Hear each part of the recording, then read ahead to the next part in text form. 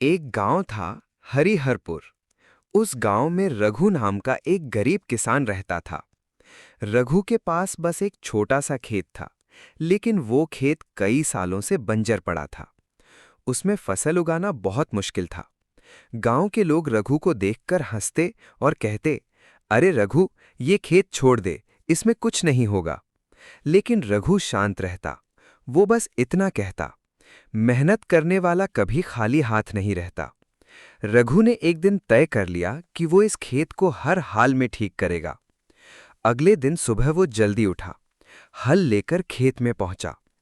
उसने पत्थर हटाए, झाड़ियां काटी और मिट्टी को नरम किया।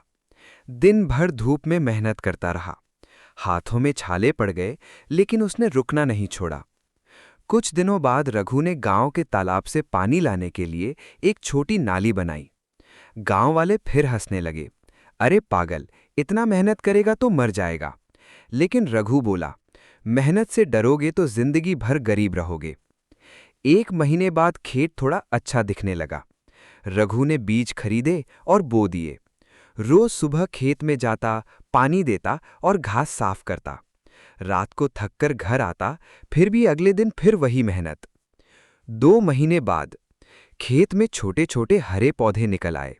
गांव वालों की आंखें खुल गईं। अब वही लोग कहने लगे, अरे, रघु का खेत तो सच में उगने लगा।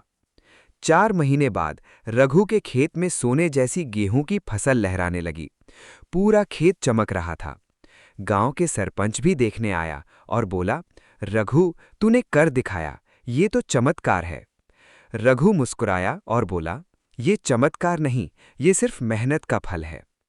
उस साल रघु की फसल इतनी अच्छी हुई कि उसने अपना कर्ज भी चुका दिया और घर की हालत भी सुधर गई। गांव के लोग जो पहले हंसते थे, अब उससे सलाह लेने आने लगे।